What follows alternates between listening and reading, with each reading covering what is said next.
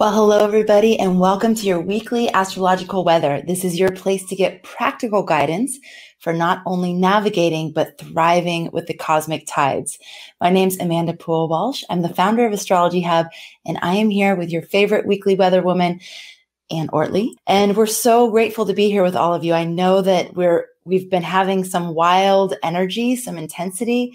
I can tell by the amount of people that are here and chatting before we even start that you're feeling it too. This is one of those weeks where I've been so grateful for the astrology and just so grateful that we have this guidepost and this way to really remember that there's something bigger happening that we're a part of. And our job here is to navigate these tides as best as we can.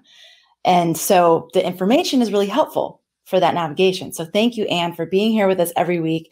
I wanted to read quickly a testimonial that came in from the podcast that I just love. And it's from Winks at Fireflies. And she says, Astrology Hub is a gift to humanity. With so much information flowing into the world, it's so wonderful to know when your sources are legit. Astrology Hub is such a great resource, and this podcast is the cherry on top. Thank you for all you do. Also, I love the astrology in your pocket service. Totally nails it every day and helps me immeasurably. So I love that. Thank you so much for that, for taking the time to write that in.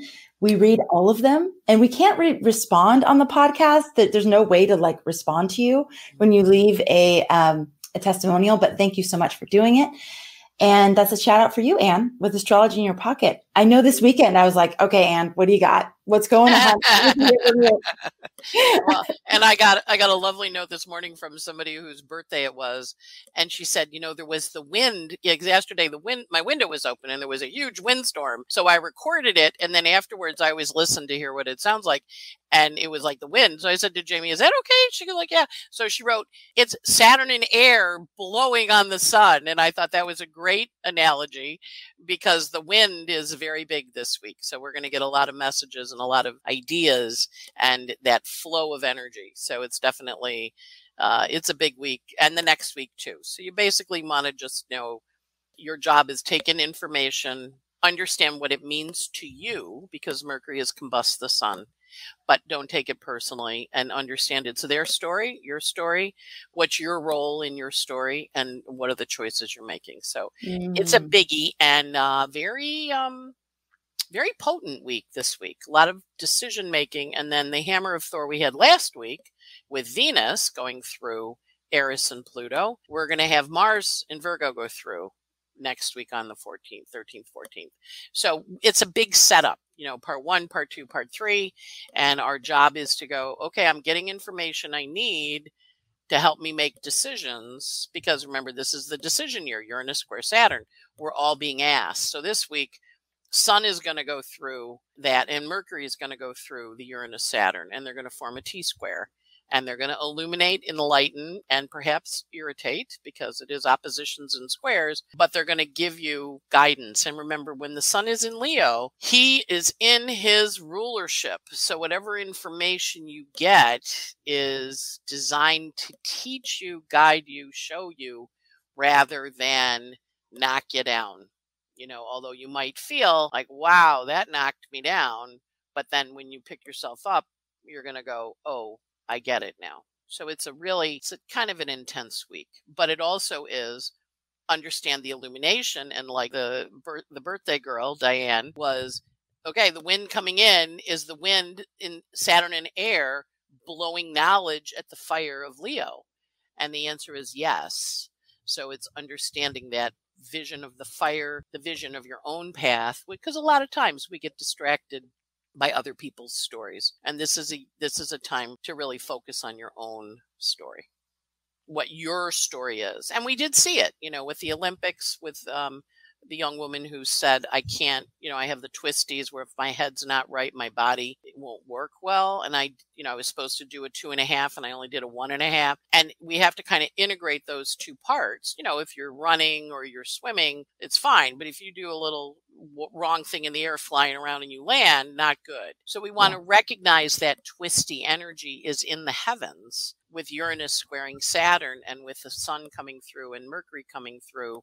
we're all going to get a little twisty. So we're all going to have a little, oh, what? Oh, wow. Oh, yeah. Oh, wow. And our job is to focus on our own internal thing that we need to do. We can always look to the world for models of what's going on. We have to focus on our own internal heart. Leo is the sign of the heart. What's our heart path? And when you're presented with options this week, it's to say, what's our heart path and why? And that's I think the place to really, it just makes it a lot easier. Is this my heart's path? No. Then I'm going to stand back and watch, maybe not get involved, or this is my heart path. Let me take action towards it. Okay. All right. So, yes, it does, Anne. And that's already so helpful. Like the first, how many minutes are we in? 6 minutes? It's like, oh, good. This is amazing. Okay. So you said that there's a big setup happening. Was last week chapter 1 of this 3-part series? I mean, we're having so many series within series within series, I know. But in terms of these 3 weeks, so last week was part 1, setup. This week would be what? Like the culminating moment of information? Yeah. Understanding what you want to do with it, getting information, figuring out what that looks like. Okay. And then the third week is taking action. Okay. Week 3 is taking action. 13th and 14th, we take action. Yeah. So, and that's pretty much always, is that always the flow of the storyline when we have these 3-part passes in astrology? Sometimes it is, yeah, when it's a big planet going retrograde and direct. But in some cases, when there's a configuration in the sky like we have now, as the planets come through, they set it off. So we had Venus go through and set off the Eris-Pluto square.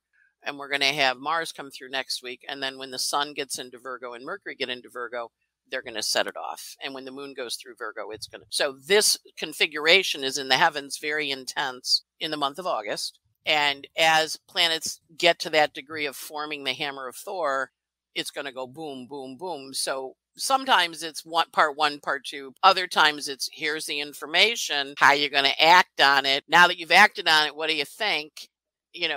Because we get alerted to stuff, we get told about things, and then we have to decide what our response is. So it's that, figuring out when it's the retrograde, it's 1, 2, 3. But if you look at the world, a lot of times we see 3s. We see 3-leaf clovers. We see 1, 2, 3, ready, go.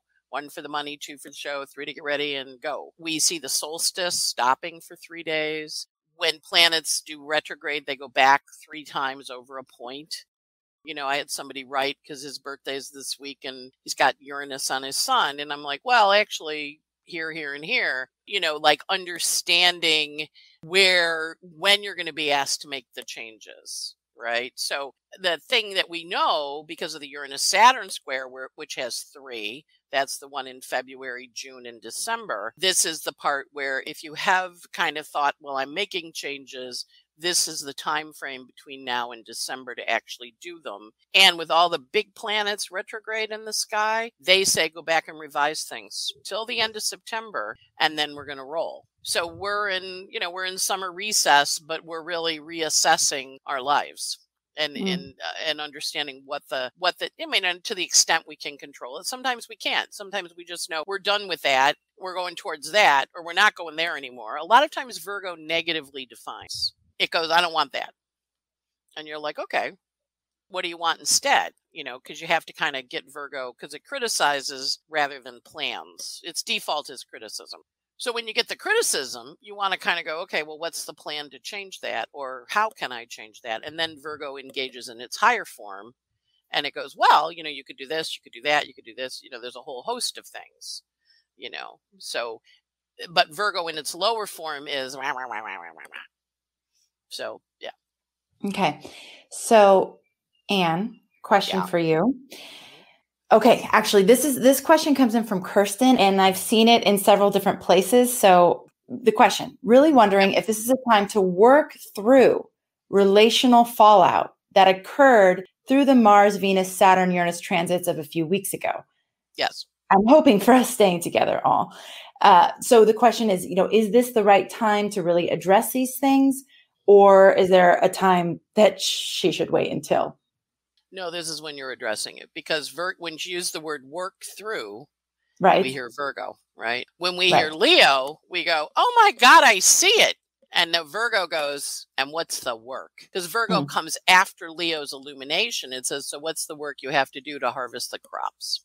So when she says, I want to work it through. Now, partner may say, I don't want to work it through. And then you go, okay, what can I do? But in that case, I would say, hey, until we get to the end of September, beginning of October, we're not 100% sure that things are dead. We just know they're in process because Virgo is a process sign. Okay. So yeah. So, and a lot of people are losing things, relationships, jobs, bosses quitting, people leaving. It's a big change weeks, 3 changes, 3 weeks of big changes. And it's, it's kind of shuffling the order of things because Virgo planets want to change the shuffle. But then we recognize this is happening between the interface of 2 full moons in Leo Aquarius. So the Leo Aquarius new full moon we had a week or 2 ago was at 1. The one that we have at the end of the month is at 29. And next week on Sunday, we have a new moon at 15 Leo, which is on a world point, sun and moon at Leo, and they're squaring Uranus in Taurus on a world point. So the changes that are happening in between these 2 full moons around what our heart's path is are really important for us to acknowledge and to say, okay, that's my heart's path.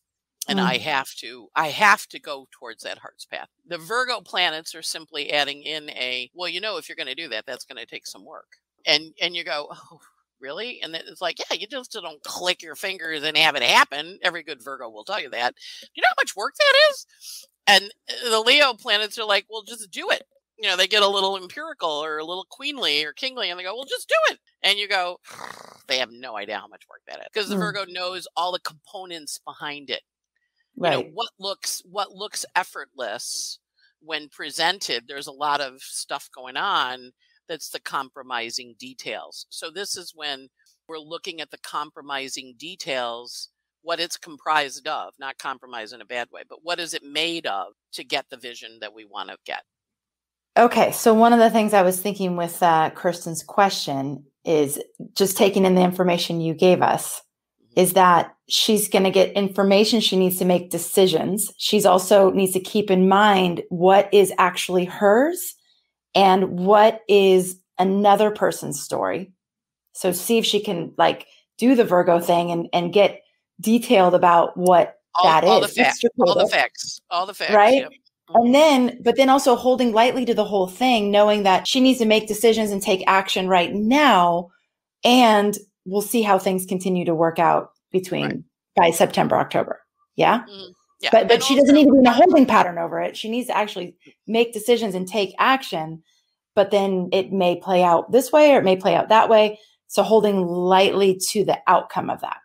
Holding lightly. Remember the North Node's in Gemini, right? And Gemini offers us choices. And so while the node's in Gemini, which is for another couple of months, it's like, well, what's the choice you want to do, this or that? And part of, a lot of times, and we're human, we get attached to something or someone, and we think when they leave us that oh my God, what happened? They left, blah, blah, blah. But they got you to a place, right? And then where you got to, then they leave and you go, oh, and then you go, well, I got pretty far. And now I go to the next place. And so part of it is we're going to be looking at our partnerships and seeing how committed we are to them, how committed we are to our relationships, and how committed we are to what we've signed up for. And then adjusting, because Virgo is an adjusting sign, and assessing and analyzing and figuring it out. And it may figure out, well, this is how we can make it work, or it may figure out the tomato's rotten and we have to throw it away.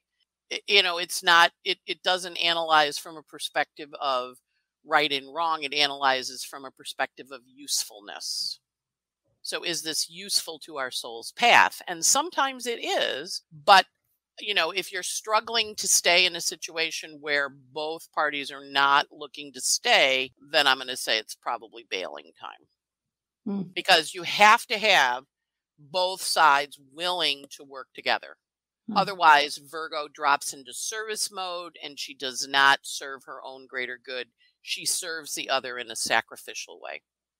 And we do have to watch a little for that this time because the Chiron is involved. And so we're like, I don't want to be alone. I invested so much time in this, and I remember having a conversation with someone and them saying, well, it was like a waste of 10 years. I'm like, no, no, no, no. It's not a waste of 10 years. It was a 10-year experience. And now it's finished, or it's finishing, and they had an experience.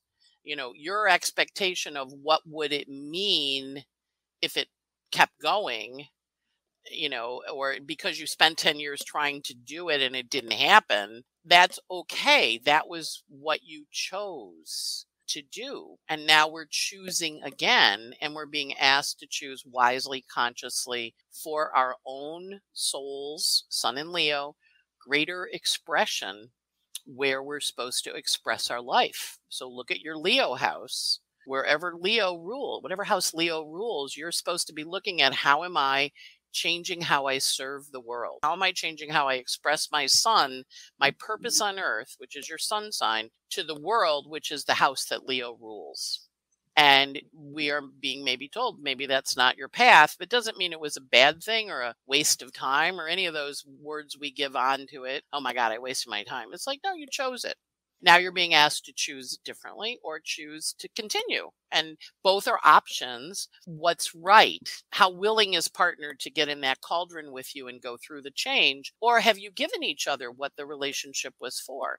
We don't know if it's a reason, a season, or a lifetime relationship, but we do know we have a path that we're evolving on. We're ripening over the course of our life. We're born a little baby. We're 6 pounds, 8 pounds, whatever we are. Look at you now. And then when you get a little older, you tip over in the forest and the mushrooms grow on you, right? So where are you in your path of life? And this is an enormous crossroads, setting up the next 20 years. So it's not about a particular person. It's about a particular approach to how you want to live your life. Does that make sense? Yes, it does. And this theme of throwing the baby out with the bathwater has been coming up. We talked about it on the Cosmic Connection with Rick. And what I hear you saying is, in the example of the 10-year relationship, and oh my gosh, I wasted 10 years of my life. It's like, no, there's gifts, there's things you learned, there's a person you became in the process. So keep those gifts, keep that gold, and thread it through. And it's never a waste. I mean, especially when we're really conscious of, okay, like here's the things that really, here's who I became in that process. And here's the things I learned. Here's what I don't want, speaking again to the Virgo, here's what I don't want to recreate again. And here's what was lovely. Here's what was great. I would love more of that, So I think that's helpful to keep in mind. It's also, we forget we have stages of life. We kind of I was reading one woman, sold her house that she lived in on the lake, and it represented where she raised her daughter and relationships and health things, and was leaving a house going into a less maintenance thing. And people were commenting, they'd spend time on the house and blah, blah, blah, blah. And somebody said, well, you'll always have the memories of it because it was the memory thing you created, that was part of your life story. It doesn't go away, and it's not useless, and you didn't waste it. When you sit around going, oh my God, I wasted my life, well, then stop sitting around and wasting your life. Figure out what that next chapter wants to look like and celebrate the beauty of the stuff that's leaving, and also celebrate and mourn the stuff that's leaving that you're never going to have again because it's gone, or you're done with it, or that job ended, or that relationship ended, but it served your soul in some way. And if we look at it, like when you get out 90,000 feet or age 95, back when I was younger, I'm a Virgo. I worry a lot. I would go, is this going to matter when I'm 95? That was how I would pitch it out. And when my relationship ended, I thought my whole world ended, but then I got a whole new world of astrology. So you don't know what's coming in, but you do know that if something leaves, something's coming in, because that's how it works. Yeah. And last week you talked about happiness equals reality minus expectations. So many times we have these expectations of the relationship, of the job, of the path, of the family, all these things that we have expectations around. And that was so helpful this last week, because there's certain things came up, and it was like, the only thing that's making me sad about this is my expectation that it should be different. Right. Is my expectation that it's not right the way it is, that it should always be blank.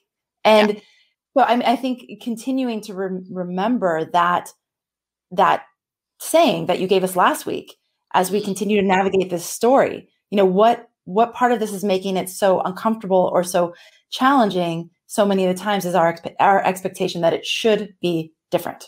Right. Yes. And I, the birthday girl who wrote in about the wind blowing on her son said she looks at it as reality divided by expectations, because our reality sits on top of our expectations. So rather than subtracting. And I thought, well, that's an interesting way of thinking of it. Like if my reality is 10 and I get divided it by 4 expectations as opposed to 100, you know, it totally shifts the reality. But yeah, I think it's so true, because a lot of times we have an expectation of something, and we, you know, when we get there, it's different than what we thought. Sometimes it's better. Sometimes it's worse. Sometimes what we thought would be terrific here wasn't, but there was this other thing there that was wonderful. So, you know, when I went for my astrology reading, you know, my friends were like, you're at a crossroads in your life, go for a reading. I'm like, well, what that's going to do, you know, please.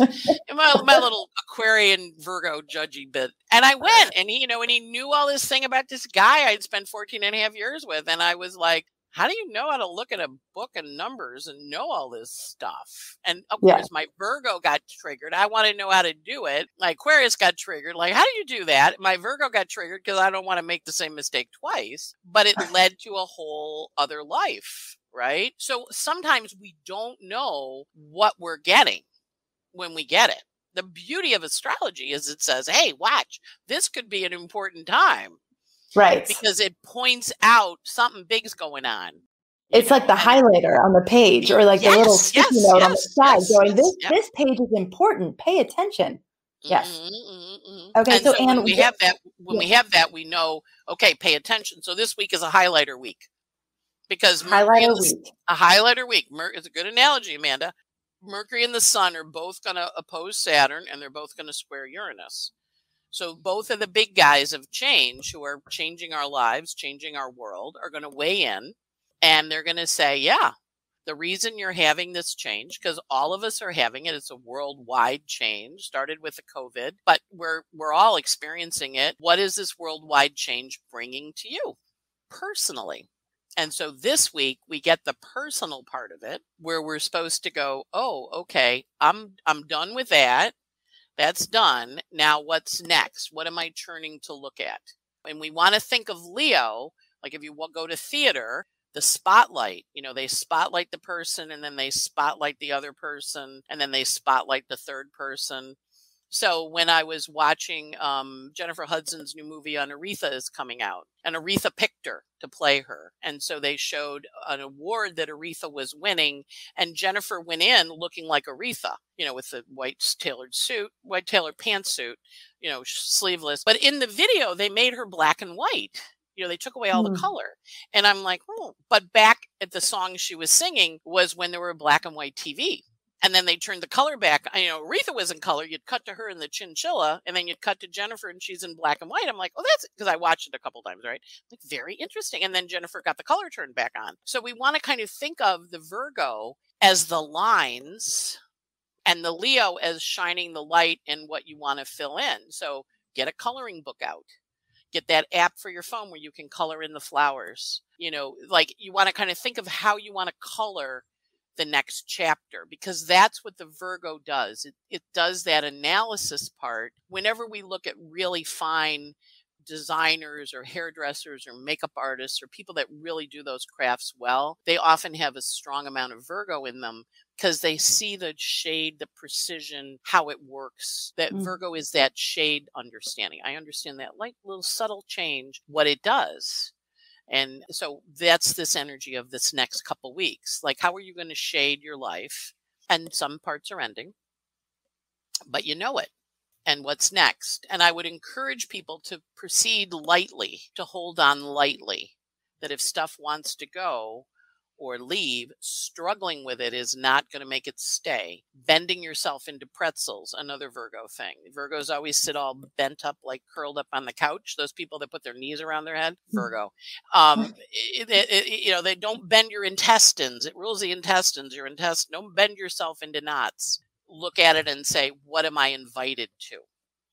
What am I being invited to? Yeah. Okay. So, Anne, what's the theme? What would you encapsulate this as? Illumination. Illumination. Illumination with a little bit of, oh my God, that was going on? Oh, That's the Uranus weighing in, because he's on the world point, and he's squaring the new moon on the world point. So we're going to have oh my God, that was going on. So it's big. huh. Yeah. Yeah. Okay. And that, when you're saying on the world point, that means something collectively. I mean, although a lot of what we've talked about has been very personal, because it sounds like we're getting, what I heard you say is that we're getting more clarity on the personal storyline and the decisions we need to make based on what was kicked into gear last year. So last year, 2020, huge events, life is changing globally. And this period of time, these 3 weeks in here, we're getting a lot of information and decisions and actions made around our personal contribution to it and or our personal choices in response to it, right? And going forward. And going forward. And you said that there's world point things happening right now. So this sounds also like there's more information, more illumination happening globally on a world. Okay. The moon and the sun are on a world point at 15 Leo, and Uranus will be at 15 Leo on a world point. Saturn will get there in January. So the stuff that's going on this month, the end of January, when Saturn gets to 15 Aquarius, we'll be like, oh, okay, got it. It kind of, and we become public about it. We say it. We say what happened. That's the Leo part.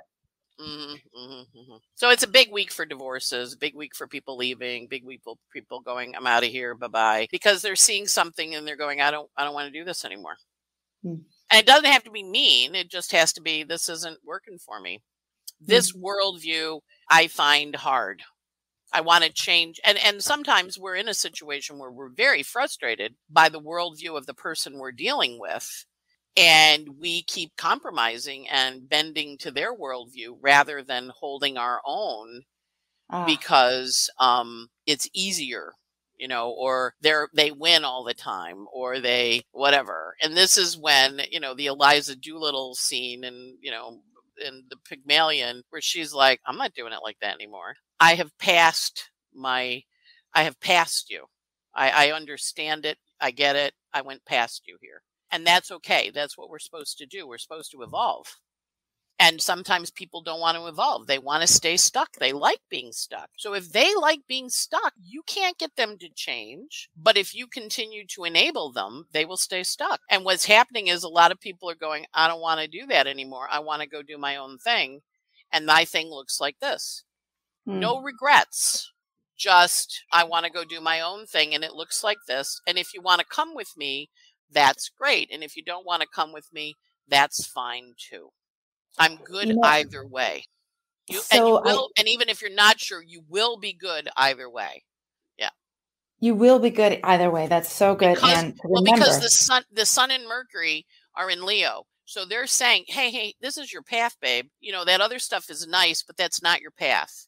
And if you think, oh, I've wasted my whole life doing something, then I'm going to say, well, maybe you need to change it.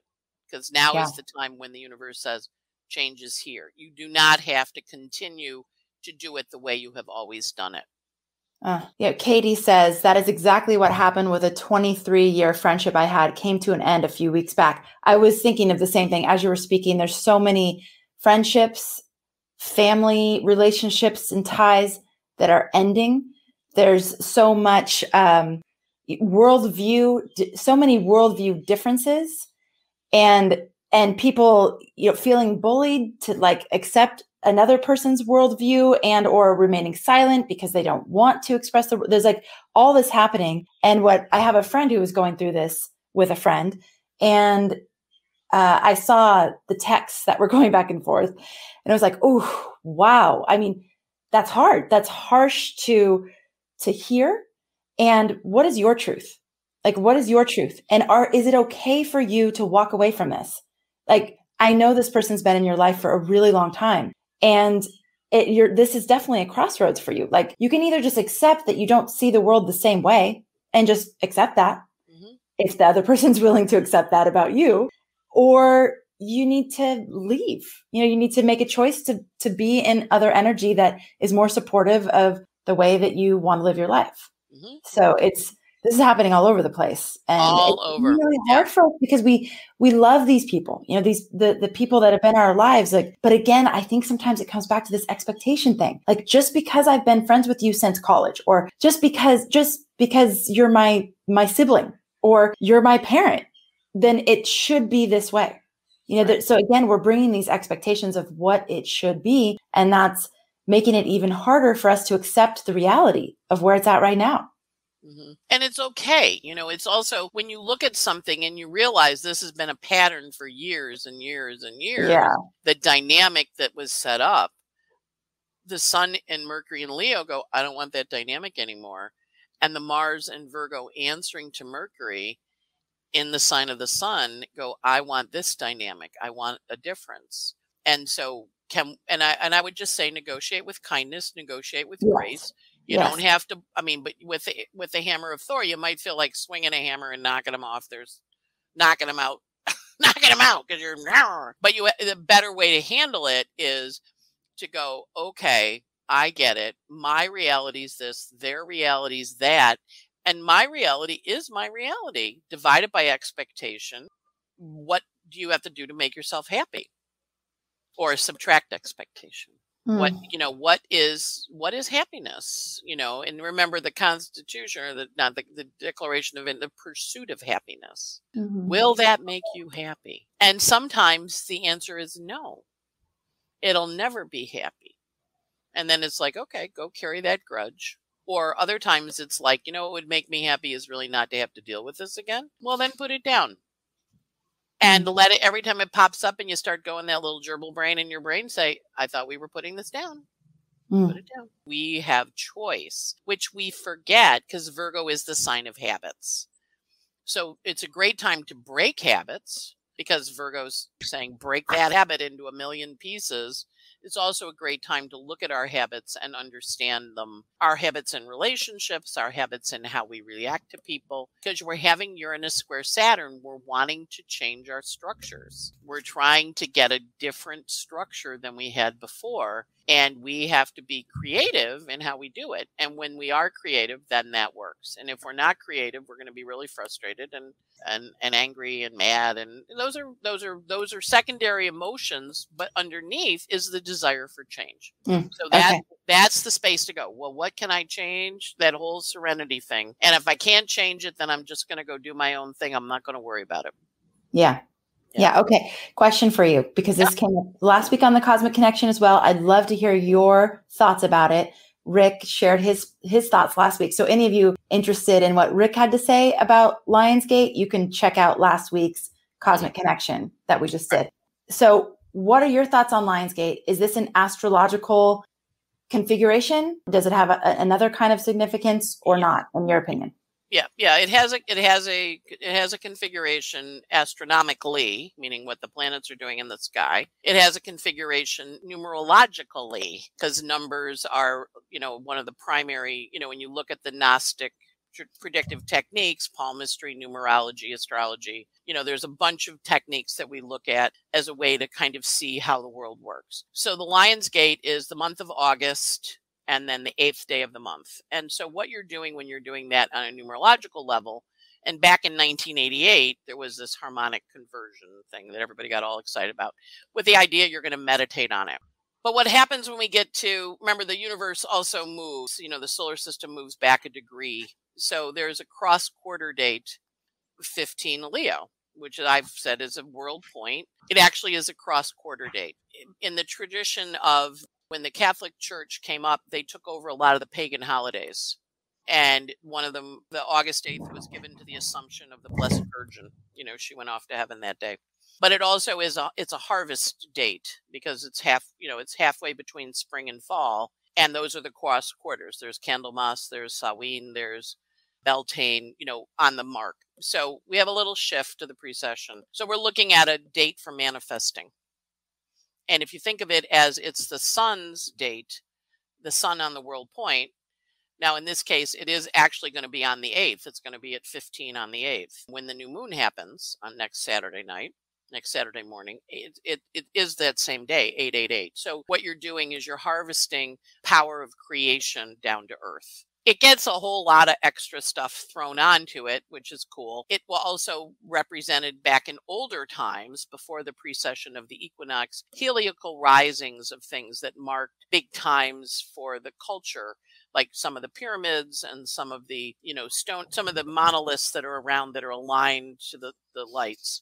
It marked, I believe, Sirius's rising. It also is the Pleiades meteor out showers. So it's a great time to get out on a dark night and watch the shooting stars. And so that mythology of a shooting star is a wish come through, or your relative checking in with you, which is similar to what we have on the Celtic New Year on Samhain on December, the Halloween, right? All Saints Day. Again, a Celtic New Year taken over as All Souls Day by the Catholics. So a lot of time, but they're all based in agriculture. They're all based in the turning of the seasons, and they're all based in astronomy in the form of the sun on the face of the earth, not sidereal when we're looking out at where the stars are.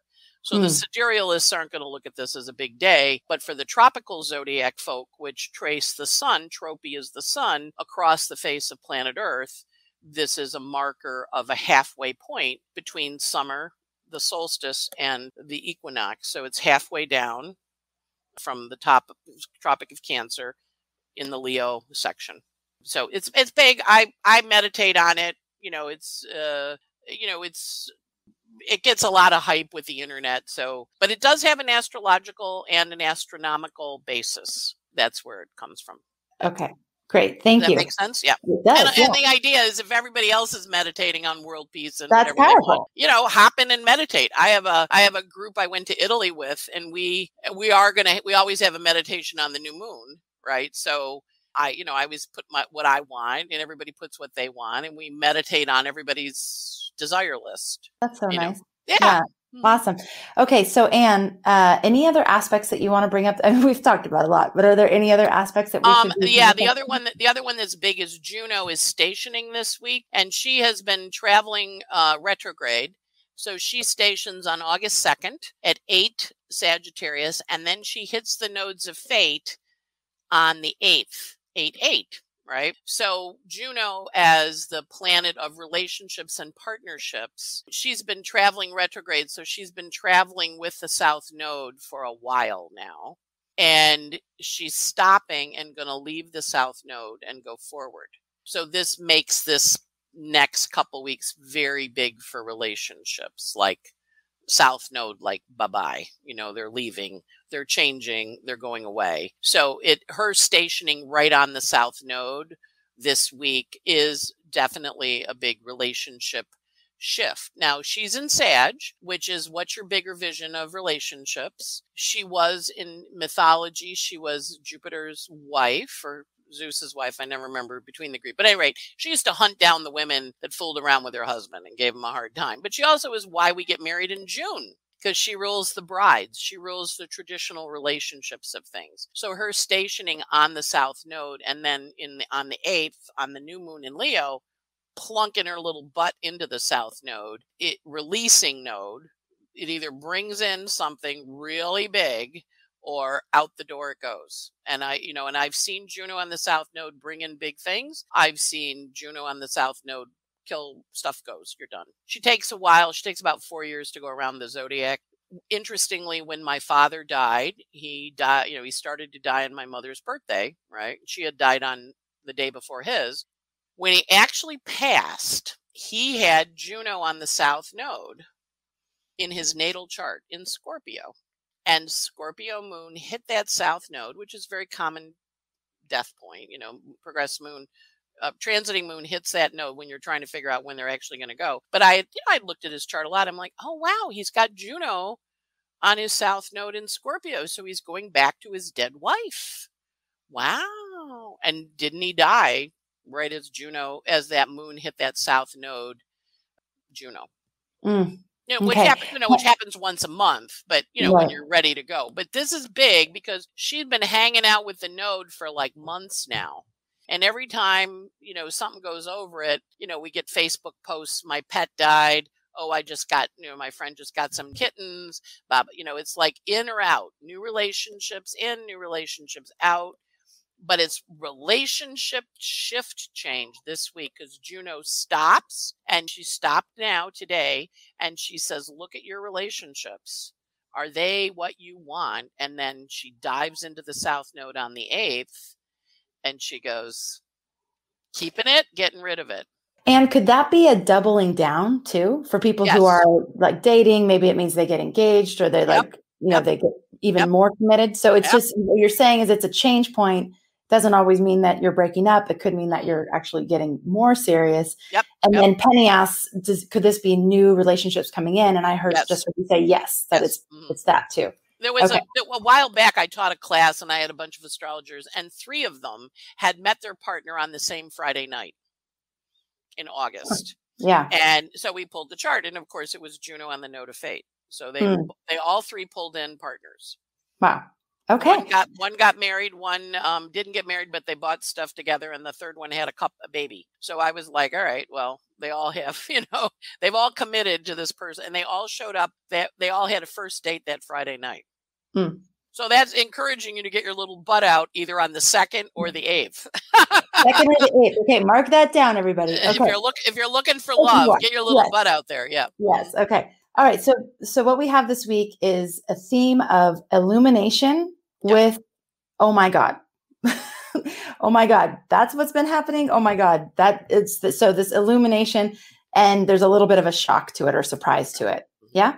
And that's the Uranus role and everything. Because Mercury is hitting Uranus and the Sun is hitting they're both hitting it. Right. So Mercury has the square to Uranus on the 3rd, and he has he had the square to Saturn already, and then the Sun has the square to Uranus on the 6th, and he has the opposition today. Sun's opposite Saturn today.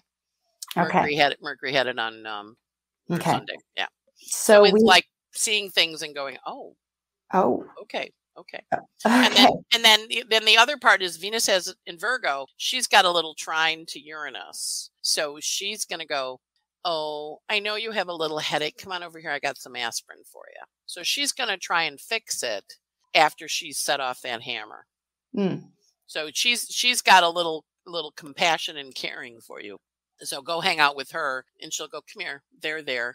They're there. That's It'll be nice. okay. That's nice. She looks so beautiful in the right after sunset sky right now. So go check her out. If you're looking for some compassion and some softness, maybe just go hang out with her for real. Yeah. Because Venus wants to go there and make you feel better.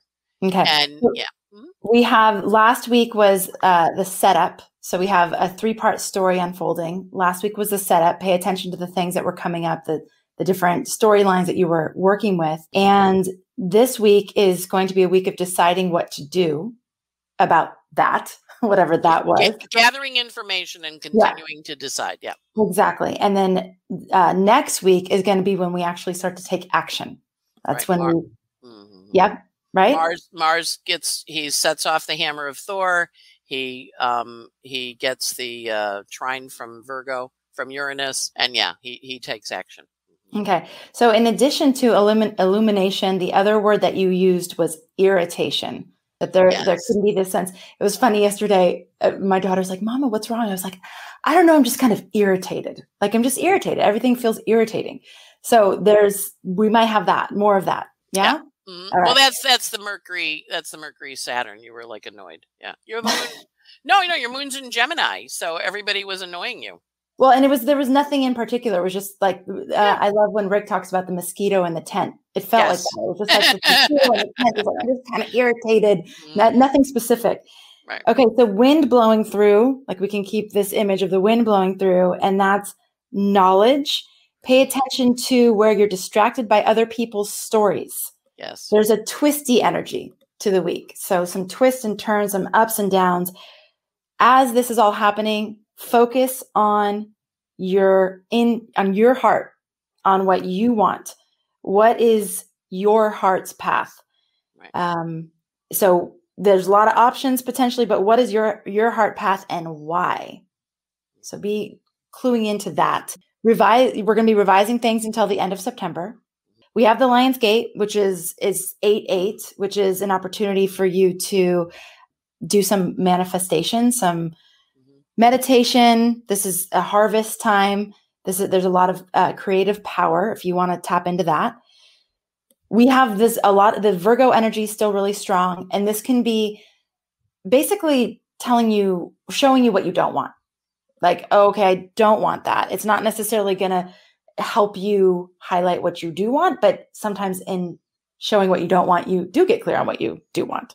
So well, that's it. Yeah. And that's that. I think if you know that, it makes it easier. I don't want that. Well, what do you want? And then you can find a path to it, or I just don't want that. And then it's like, okay, you don't want it. No. Right. And that's okay. It's a clear no. You're getting energy to make a clear no. A lot of times we have trouble with no, especially if we're in some kind of compassionate situation, or we work. A lot of people listening to the podcast work in some kind of service industry, massages, astrology, homeopathy, acupuncture. They give to people. And so one of the things we're learning is, no, I don't want to give you that anymore. And that's okay. It's okay to not want to do it. And then what do you want to do instead? If anything, add the if anything question mark, because you might say, I don't want to do it. You want to do anything instead? Well, maybe I could do this, like explore it with open-ended questions. It's a really good time to do open-ended questions with your own self, where you go, you want ice cream? No. You want cheesecake? No. You want apples? No. You want to see the menu? Yes. Oh, okay. So it's just they didn't like those first 3 desserts. So, okay, let me look at the menu. What's the sorbet? Raspberry. No. And, saying no clearly allows you to say yes. If you can't say no clearly, you're not really able to say a clear yes. Right. They go together. Yeah. In terms of these open-ended questions for ourselves, which you're saying it's a good time to explore, one of the other questions you posed was, what are you giving to the outer world? What are you contributing with your heart's path? What are you giving to the world? We have lots of changes happening in between these full moons. Whatever that heart path is, you kind of need to go there. You need to go there, even when the Virgo in you is saying it's going to be a lot of work. It's going to be hard. There's going to be a lot of details you need to work through. There's going to be a lot of challenges on that road. But whatever that heart path is, what you're saying is we need to go for it. Okay. And it doesn't have to be big steps. You can do little baby steps, because baby steps get you there too. Right. Okay. Yeah. Changes, choice points with the North Node. So we're having a lot of choice points. Another open-ended question, is this useful to your soul's path? Watch for places where you are pretzeling and bending yourself and ending up making yourself a sacrifice for someone else out of this desire to be of service, but in so doing, totally taking you off your path. Right. Or making you resentful. Or making you resentful. Ooh, that's right. Because sometimes we bend ourselves because I should, and then we're resentful about it. And it's like, no. You're choosing to bend. You're making yourself resentful. Well, and one of the things that's helpful with that is giving the person you're bending for the choice. Often they don't even know that you're bending yourself and you're going way off your path in order to accommodate them. And so sometimes it's really helpful to say, hey, if I were to do this, here's what I wouldn't be doing for myself. Do you still want me to do that? And give the person the respect to actually make a choice, especially if this is someone you love. They don't necessarily want you doing that for them. And so by you doing it because you think they want that, or because you think that's what they need you to do, you're actually not even giving them the choice to weigh in and be like, yeah, don't do that for me. It's not worth it. It'd be much better if you did blank for you. Mm-hmm. So I think this could be an opportunity to really reframe some of those places where we continually fall into what we think are other people's expectations. Right. Yes. Okay. Exactly. And a lot of times it's an expectation that used to be there, but isn't there anymore. But they're going along with it because you're doing it, and you're doing it because you think they want it, and they'd be perfectly fine if you didn't do it. Right. Exactly. And you're resentful because you're doing it and they don't seem to appreciate it. And you're like, well, I don't care if you do it or not. You're doing that for you. You're not doing that for me. Right. And that's what Virgo energy allows us to clarify. You mean I was doing this all these times and you don't care? Right. And they're like, no, I don't. I could take it or leave it. It doesn't really matter to me. And then and that resentment that they don't appreciate it, it's like, well, maybe they don't actually want it. Yeah. Yeah. Okay. This is good. This is a highlighter week. So this is one of those weeks. Pay attention. If you journal, if you have some other way of taking notes, like pay attention. The themes are important. The things that are coming up are important. And we're continuing to set the stage this year for the next 20 years. This is a highlighter week. So it's important. The choices you're making, the information that's coming in, the decisions, the actions, all of it it matters. Yep. What is the worldwide change bringing to you? And what's next? I love this image that you gave us. This could be great homework as you're working with the energy. It's also very meditative to actually color in the lines. So we have Virgo is the lines and Leo is the coloring in. So take some time and color. I think that sounds really fun. And just what are you actually creating? What are you drawing? And what's the picture that you're painting right now? Yeah. How do you want to color in the lines? You said endings. So what's next? Hold lightly to things that want to go. This is a time where you may become public about stuff. Other people may be becoming public about stuff. Things are becoming public. And this whole thing with the worldview that I find hard. So what is your worldview? How might that be different than other people's worldview? How do you hold your own worldview amongst people that don't hold your worldview? And if you need to go past the place where you're feeling stuck in that eddy of like, oh, wow, we don't see things the same way, this might be the time to move on. And like you said, Anne, we can do that kindly. We can hit the hammer of Thor at it, but we don't have to. So there's the kindness that we can release some of these things in our life with. And remember, it's, whoever you loved, whatever you love, that love is still there underneath. Right. It's part of who you are. That's okay. It doesn't take away what we used to do. It just means we want different things now. Really, we really have to be kind to ourselves. It's okay to want something else, not to want what someone gives us, but to want what we want. Yeah. And Anne, I feel like we are trained or conditioned to have to make the other person wrong in order to move on. And we have to make them wrong. We have to make them bad. We have to do that. And I feel like that's a protection mechanism so that we don't have to feel like, oh, this baby is still a good person who has a lot of amazing traits that I still love. And it's time to move on.